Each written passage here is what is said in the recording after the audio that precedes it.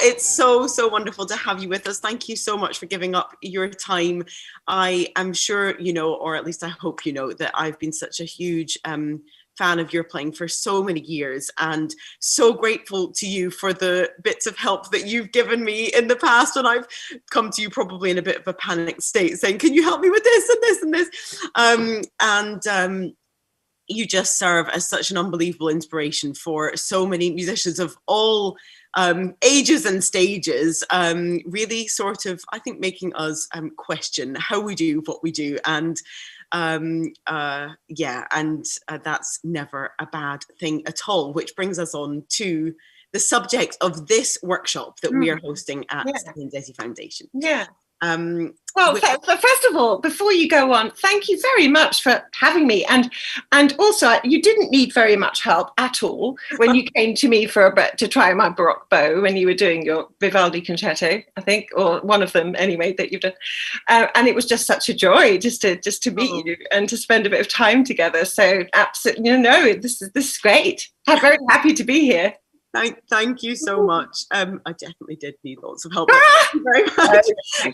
No, she didn't. So this workshop is all about the psychology and physicality of playing. We've tried really to come back to those foundational principles that no matter how complicated it is what you're playing, or perhaps you're only playing Twinkle Twinkle Little Star or whatever it is, a simple tune, actually it's those foundational principles that I think we all return to the most, and that end up being kind of paramount to our relationship to music and our instruments and the possibility of us developing. So I just have some questions to ask you, if you can share with us. I shall try and answer them. Yes. And the first one is, and the answer may be no, but just any thoughts you have on a general philosophy or approach, and it can be one that's more today or maybe throughout your educational relationship to your instrument, a general philosophy or approach to both the physicality and mentality, psychology of Oh, well, yeah, definitely. Yeah, no, I find that all very interesting, very intriguing. And I think about it a lot because I love teaching. So, that is constantly relevant. So which one do you want to start with? Whichever. Let's go with physicality, and they may dovetail. Hopefully, yeah. Physicality. Okay, so my attitude to the instrument, I think any attitude, first of all, I'll start again. An attitude to an instrument is really important, I think, generally. So I love to think of it as part of me. I think that's really important to kind of embrace it, whether you've got a violin or a cello or an oboe or a tuba or a euphonium or whatever it might be, to really feel that it's part of you, like a singer. And because, of course, their instrument is their voice. It's part of their physicality. I think that's really essential. And whether that means kind of playing without a chin rest, a shoulder rest even, I play without a chin rest, of course, where you have a really direct kind of contact with the instrument, whether you prefer to do that or whether you like to have what I call scaffolding, a whole load of stuff here, you can still feel really close to your instrument. But I think you really need to develop a good relationship with your instrument. And I think that's a matter of choice. I think it's a matter of choice and being conscious of it to start off with, rather than, I'm going to try and do this thing. I'm going to try and play this instrument, and I'm not quite sure whether I'm actually going to, all of the stuff that we all do naturally. But to just embrace it. This is part of me. Welcome to my world. And let's do some stuff together. Kind of that attitude, I think, is really important, especially with beginners, where there's, I think, sometimes an attitude of, this is really tricky, especially if you're starting only when you're 12, or, the kind of distant kind of approach. I think, embrace it. Say yes. Here you are. Welcome. Yeah. So that's basically key for me. I love that whole idea of attitude, and I think it's one of the things that we fall into patterns and habits so quickly without understanding that they are accumulative. And if you're thinking some small little thing but you think it 50 times in a day. It's powerful. Habit that thing. I know.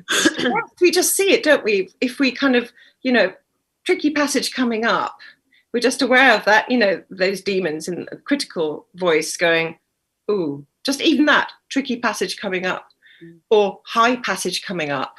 How about thinking, oh, I'm just going to wander across the field and going this way. I'm not going up the tree. It's not tricky to climb the tree. I'm just going to, just moving across, easy peasy. So much depends on the mentality. I couldn't agree more. So there we are, we've dovetailed. Yeah, exactly. We've gone for, so sticking on the physicality for another second, it may be just in any more of a specific way, given that you don't play with scaffolding. Could you just maybe, for the purpose of all the different stages of people who are taking part in this workshop, explain your journey to the point where you were playing how you are now? Oh, okay. So I started out as a regular modern player. I did have lots of different teachers, so I had to change lots of stuff all the time because I moved around a lot, which at the time I thought was really annoying, of course, because I constantly had to adjust, but actually did me a whole load of favors because it meant that I had to keep flexible and I had to adjust. I had to learn how to do that, and to be at home with lots of different ways of doing something, not just musically, but technically. So first it was that, then it was that, and then all sorts of stuff going on. And then I literally was forced to find my own way of doing it. So that was a really good thing for me. And then, so I had obviously with modern, I always had a chin rest, but with the shoulder rest, so I tried a little bit without, and then I had a pad, one of those window cleaner thingies. I had all sorts of stuff. And then when I went Baroque, I just got rid of it, of course.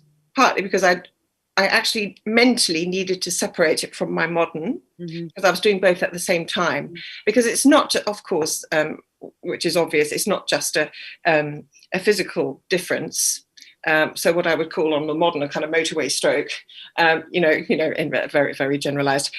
So with the Baroque, you've got kind of lots of hills and valleys going on, so you need to be a completely different kind of flexibility. But also the mentality, this is what I then found out on this journey. The mentality is so very different, isn't it? With a different repertoire and how musical languages used in the Baroque era to the modern era, which is a huge subject. Lots of people have written lots and lots of clever books on it, and that's why we study the stuff. But in terms of the physicality, what that did for me, what I loved about it so much, was that it felt so direct. So it was, the violin was right there. There was nothing in the way. I could actually feel the vibrations. Of course, I had to be careful not to do silly things like that and get stiff. So all of that kind of needed to be much more conscious. So that taught me a lot just in that way. Needed to think about the shoulders as a kind of clothes hanger. I love that idea. Kind of got heavy coat on your shoulders. Or like when you're at the hairdressers and they put that thing on you, and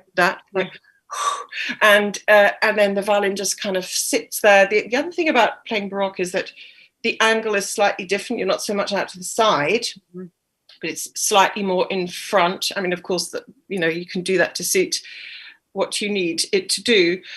So you just feel a little bit more like it's part of you here rather than it's over there.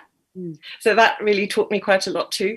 And of course the gut strings, it's just a very different way of producing sound, and you go into the string and you really feel as though you are, and I like to think about, when on the beach and you're stepping into the sand and the heel goes in first and goes, whoa, and you have this lovely kind of sense of, that kind of feeling. I think I've slightly gone off on a tangent here. No, it's the most fascinating tangent. We do this for like 2 hours. I could ask you so many things. One thing I just want to make sure that I pick up on is that you talked about the many changes that you went through in having several different teachers. And I always harbored kind of annoyance towards that because I had a similar experience. And I harbored that in a way that brings me straight to your very first point of attitude, because I couldn't embrace having options and flexibility, because I wanted but ultimately to be able to control, like, this is the way to do it. I can rely on it.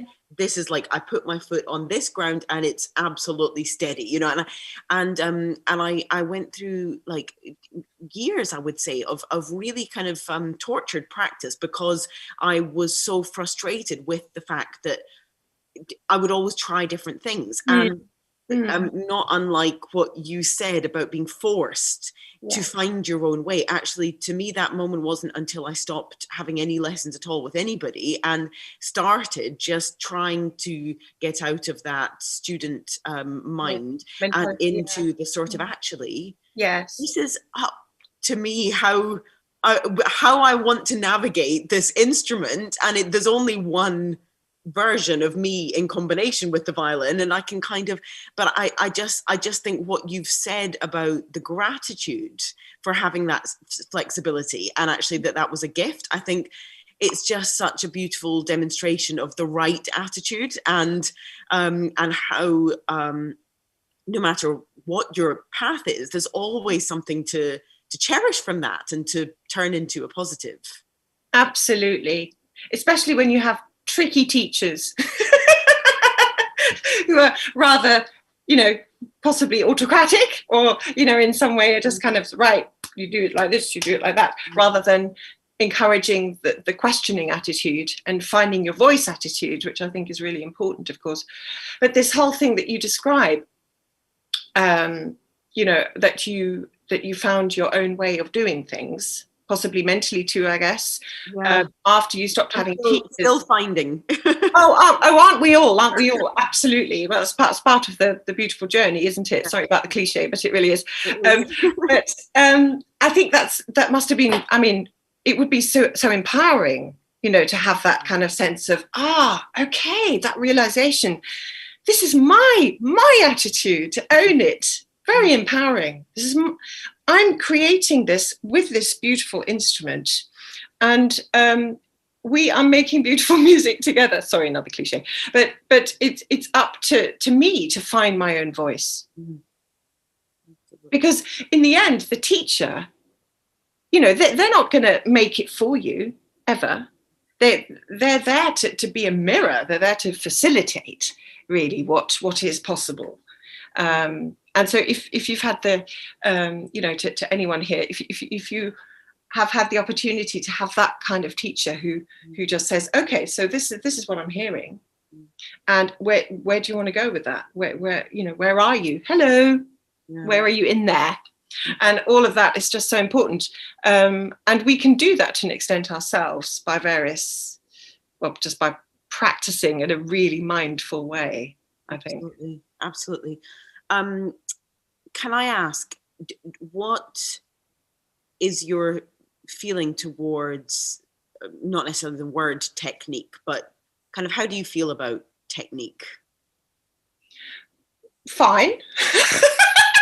But technique is was a direct, but like, as in, do you have an approach to it that's sort of in isolation, like if we feel into your practice room, or also, you know, it can be you know, historic, like your okay, technique is in complete service of music. I mean, just otherwise there's no point. I think technique in itself, it doesn't really tell you anything. It gives you a kind of, oh wow, fantastic. It's like someone doing acrobatics. I mean, that's incredibly impressive, that kind of technique.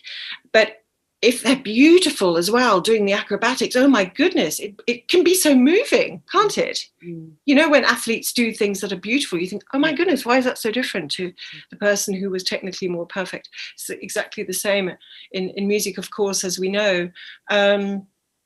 I mean, that's why I must say, I do find competitions tricky, because the technical prowess is so at the forefront, isn't it, of what is being judged. And I get that. It is very important, and it's completely impressive. And so much work has been invested in that.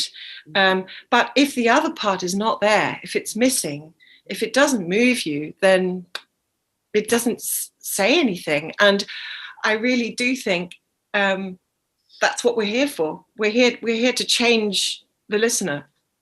As we go out onto the concert platform, you leave your life at the stage door. Anything that's worrying you, anything that goes on, leave it at the door.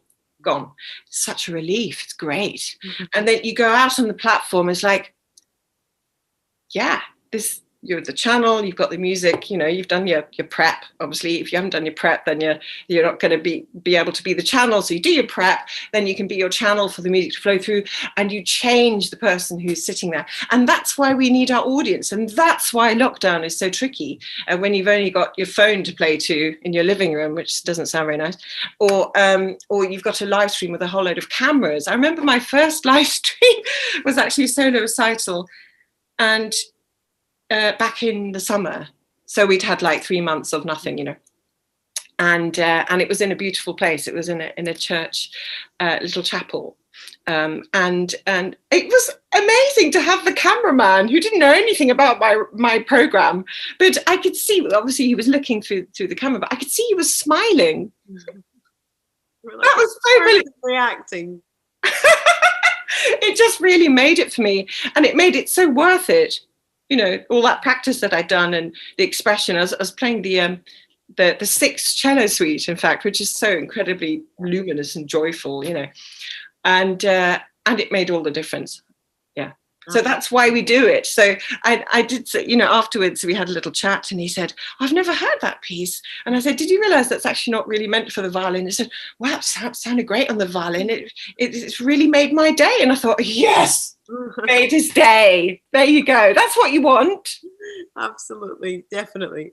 Well, I wanted to ask you, and share as much or as little or none of what you would like, but is there something that either from a mental psychological standpoint or something physical that has been a particular struggle for you, and therefore you have learnt the most from, or perhaps that you still struggle with and have developed techniques to counter? Or definitely. Oh, yeah. We all do, don't we? So things that I struggle with are, actually, to be completely honest, playing for me just seems, I don't really like the word work. I'm going to work. I'm working on, of course. But, when people talk about working and playing, as in, doing playing rehearsals, playing music with other people.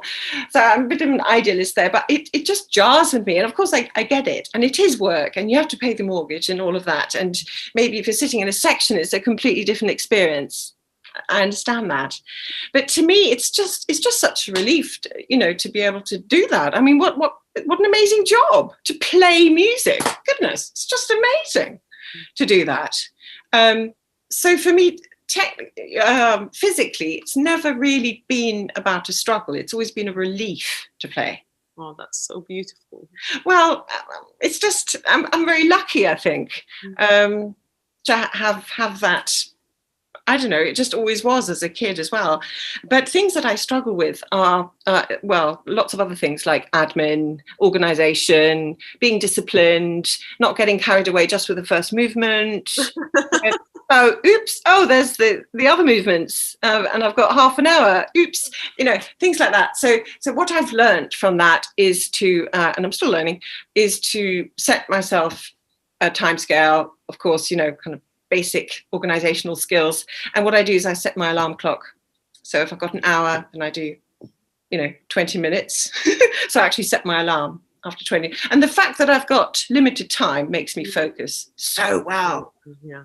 Nothing like a deadline to get your mind focused, right? And when I learned that the best was actually when I had babies, because I only had a little window to practice, when they were asleep or occupied. And so I practiced, my best practice was after I had babies. Really? So brilliant. Like an hour a day, half an hour here, really focus, get it sorted. Another half an hour. I did such good practice. And then when as opposed to being a student, having all day long, and I was meant to do about 6 or 8 hours, and I did possibly 2 hours far too late, like in the evening. So annoying. I have not experienced the babies scenario, but I have to say that coming out of, so again, sort of around summer, so after those first few months of not doing any concerts, and parts of those first few months I did very little playing, and I've found kind of since my teenage years that practice past a certain point is utterly destructive for me. Not just like not that helpful, but like properly a destructive force. And I kind of experimented with for since the summer of sort of doing what you're saying, like what can be the most focused, good attitude, positive, and just none of this guiltful practicing for the sake of it. And it's just been the best thing ever. Oh, wow. So may I ask you, what were your windows and how did you organize it? I don't know if I wasn't like, I didn't use an alarm clock or anything that was so specific, but more just like have a specific goal, which was to achieve a certain feeling or sense with something, and once it was reached, just leave it. It's just, you can walk away right now. And also just to tell myself, like, if you've played Beethoven concerto, I don't know, a few hundred times or whatever, like, what actually makes me think that I need to spend another few hundred hours like repeating that? What is it that's making me think that I need to do that? And you just don't, and to kind of just test and feel that, but like you said, with attitude and that sort of gratitude and positivity being at the forefront, as opposed to like, oh my goodness, what's this and what's that, Yeah, absolutely. That's so good. And it's to do with trust. So much trust. We need so much trust, which is, I think, really hard when you're growing up, like when you're in your teenage years, when you're kind of trying things out, and it's not a kind of obvious thing that you realize that you need. Absolutely. But to actually trust your own voice, trust your, instincts. Yes, exactly. And your intuition.